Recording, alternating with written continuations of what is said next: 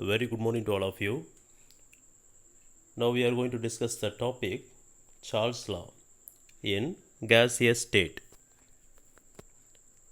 In gaseous state. So what is Charles' law?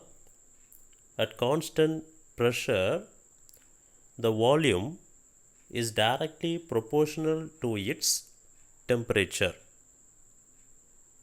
So V equal to KT. Volume increases, temperature increases. So V by T equal to constant.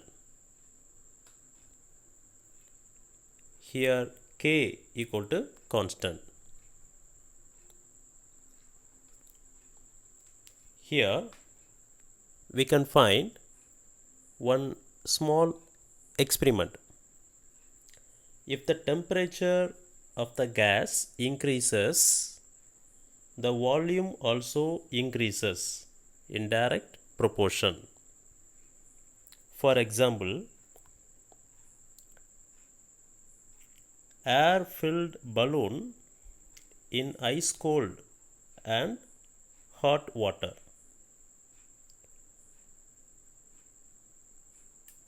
If a balloon is moved from an ice cold water bath to a boiling water bath,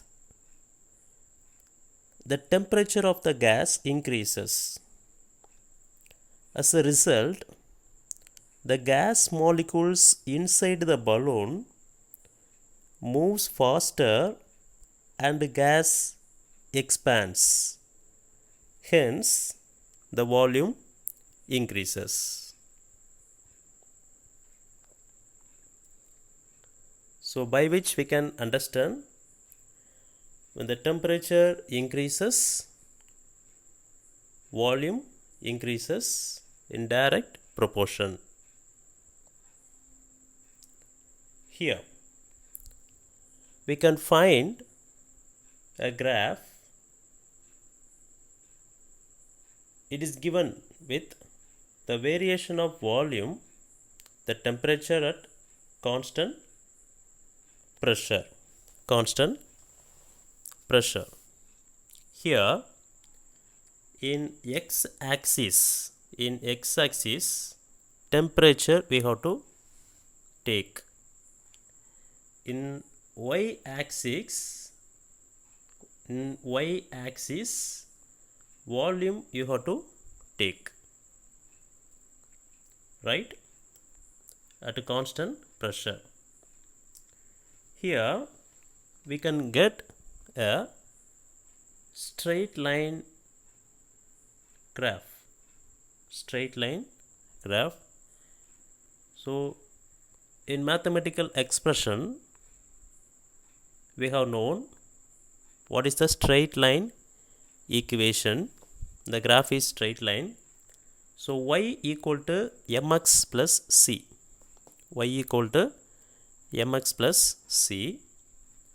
Here what is m? M means slope. So in the mathematical graph, usually m equal to y2 minus y1 divided by x2 minus x1. So in the place of y, volume is given.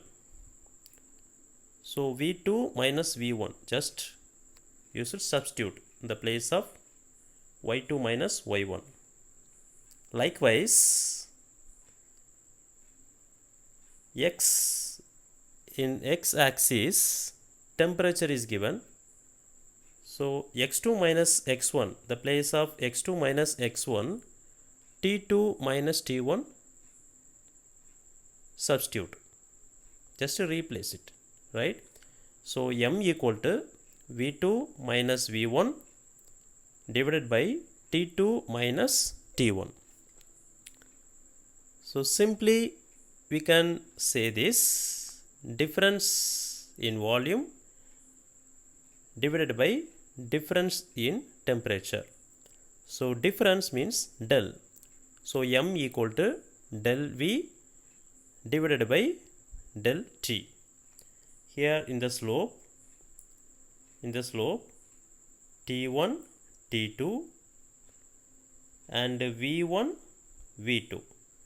So according to the slope we can get in the difference of temperature and the difference of volume for getting slope.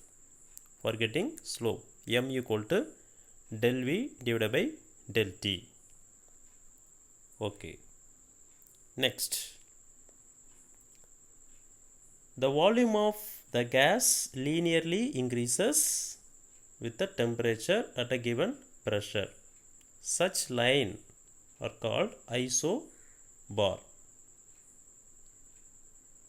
At a given pressure is called isobar. Okay. So already we have seen the straight line equation y equal to mx plus c. So in the place of m, just you substitute del v divided by del t. Next, the place of y axis volume is there. So in the place of y, just you substitute v equal to m. The place of x, just you substitute t, because in the x axis temperature we have taken. So v equal to mx plus c. C means constant, where T is the temperature in degree Celsius and m is a slope and c are constant. When T temperature equal to 0 degree Celsius, the volume becomes V0. Hence V0 equal to constant C, and slope of the straight line m equal to del v divided by del t. Okay. Now the equation can be written in the form. So y equal to the place of m, the m value, slope value, just you substitute here. Del v divided by del t, t, instead of c constant, v0, because v0 equal to c. That is equation 1. Here pressure and the number of moles are constant. Okay. Now we got the first equation. The first equation is divided by V0. So when the first equation is divided by V0, we can get V by V0. So 1 by V0 del V by del T into T plus V0 divided by V0. So we can get like this. So V0 divided by V0 means 1 will come. This is second equation. Charles and Gay-Lussac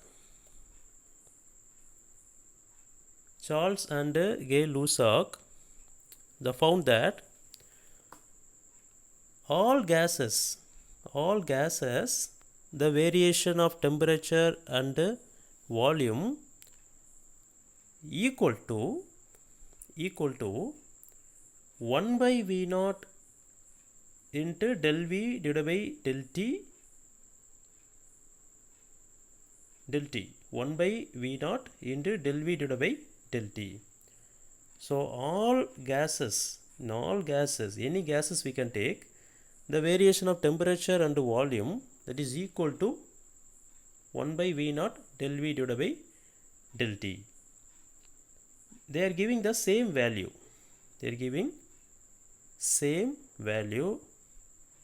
That's why they denoted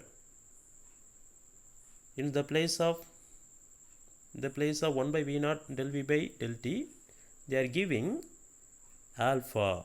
It is equal to alpha. Right? So therefore V by V naught equal to, the place of this, just you substitute alpha t plus 1. So alpha means 1 by V naught del V by del t. So V by V naught equal to alpha t plus 1 plus 1. So just you make a cross multiplication, V equal to V naught alpha t plus V naught plus V naught. The next step, for getting the third equation, just you take V naught as a common.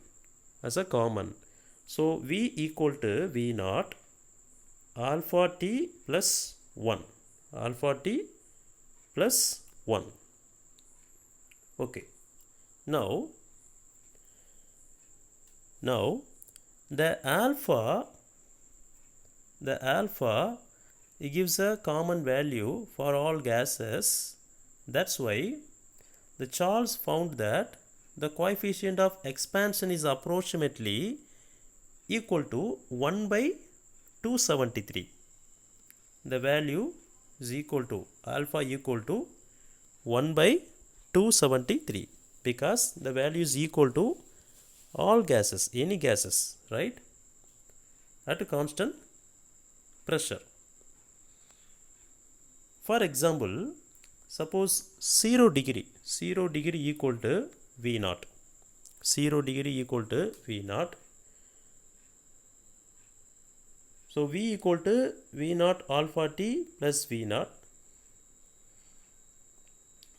The gas is heated up to 1 degree. 1 degree means how to write according to the equation? So V naught, the place of alpha 1 by 273 you have to write, just you substitute the value, and the temperature here, the gas heated up to 1 degree, then plus V naught. Suppose the gas is heated up to 5 degrees Celsius, the same formula V naught, the place of alpha 1 by 273, then multiple with the temperature 5 degree plus V naught. So from that we can understand how much temperature we are increasing. According to that volume also increase. So we can calculate by using this equation. How much temperature we are increasing, according to that the volume of the gas also increases. That is Charles' law. So we can calculate, we can expect the volume when we increase the temperature. Okay. So in the same graph, if we extrapolate the straight line, just back, we can see that. Just you extend the straight line here. The straight line intersect the point, the temperature axis, x-axis, at minus 273 degree Celsius. That is equal to 0 Kelvin. This shows that the volume of the gas becomes 0 at minus 273 degree Celsius. Here volume is 0, right? So more precisely this temperature is minus 273.15 degree Celsius. So beyond this temperature the gas would have a negative volume, which is physically impossible, right? Physically impossible. The gas value would not be negative. So for this reason this temperature was defined as an absolute zero. This temperature is defined as absolute zero by Kelvin. by Kelvin. And he proposed a new temperature scale with absolute zero as starting point, which is now called Kelvin scale. Kelvin scale. For example, now I have given the relation between Celsius scale and Kelvin scale. The absolute zero in the graph we have seen 0 Kelvin, 0 Kelvin, 0 Kelvin. In Celsius scale, how to write it? Minus 273.15 degree Celsius. So 0 Kelvin equal to the Celsius scale minus 273.15 degree Celsius, right? Suppose a freezing point of water, we know that in the Celsius scale 0 degree Celsius means the freezing point of water. So in the Kelvin scale, how to write it? Positive 273.15 Kelvin, right? So similarly, if you are going to find the Kelvin scale of boiling point of water, so in which degree Celsius water is boiling? 100 degree Celsius. Water boils at 100 degree Celsius. Suppose how to convert? Just you add the 100. So 0 degree equal to 273.15 Kelvin. 100 degree means just you add 100. 373.15 Kelvin. 373.15 Kelvin. Okay. Here it is one of the experiment. We can find the missing parameter. Here 3 pistons are given, A, B and C. The first one, pressure 1 atmosphere, volume 0.3 decimeter cube and temperature 200 Kelvin.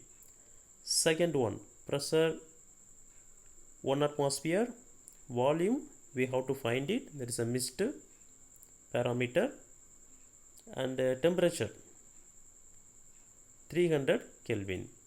The third one, pressure 1 atmosphere, volume 0.15 decimeter cube and temperature 3 is missed.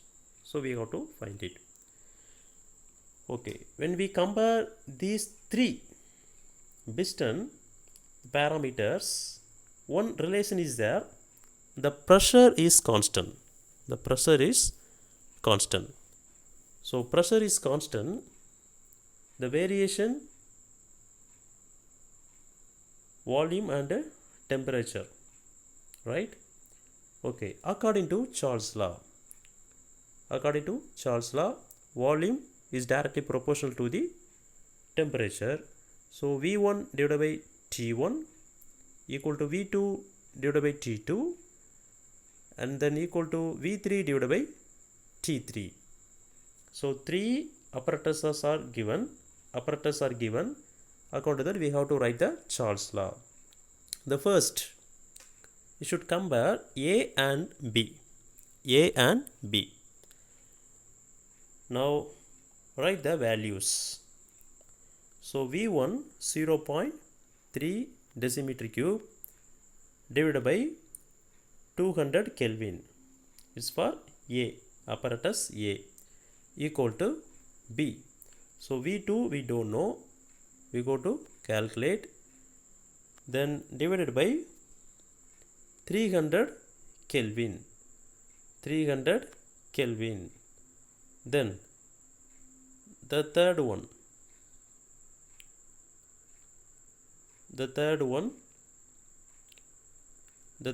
is not required because first compare A and B. So by which we can get V2. The V2 by 300 Kelvin you write here and 0.3 dm cube divided by 200 Kelvin right here. Then V2, if you want to calculate, it means cross multiplication. So the 300 Kelvin multiple with the 0.3. Okay, so V2 equal to 300 Kelvin into 0.3 decimeter cube divided by 200 Kelvin. From that we can get the V2 after cancelling 300 by 200, and 1.5 will come. The 1.5 should multiple with 0.3 decimeter cube. So V2 equal to 0.45 decimeter cube. Okay. Next. So V2 parameter we found. Then T3 we have to find it. So 0.15 V3 0.15 decimeter cube divided by T3 we don't know, so equal to 0.3 V1, this one third apparatus, this one first apparatus. So A 0.3 decimeter cube V1 divided by T1 200 Kelvin. Now we can make the cross multiplication. So 0.15 decimeter cube should be multiplying with 200 Kelvin, then divided by 0.3 decimeter cube. Finally we can get T3 equal to 100 Kelvin. After cancelling 0.15 decimeter cube by 0.3 decimeter cube, 0.5 will come. The 0.5 is multiple with 200 Kelvin. T3 equal to 100 Kelvin. So in this experiment, two parameters are missed. So we got it, V2 and T3. Okay. So another one law, Gay-Lussac's law, pressure temperature relationship. Joseph Gay-Lussac states that at a constant volume, the pressure of a fixed mass of a gas is directly proportional to temperature. The pressure is directly proportional to temperature. So how to write it? P by T equal to constant K. Suppose we have the two different pressure and the two different temperature. So how to write it? P1 by T1 equal to P2 by D2 T2. If P1 and P2 are the pressures at temperatures T1 and T2 respectively, then from Gay-Lussac's law we can write like this: P1 by T1 equal to P2 by T2.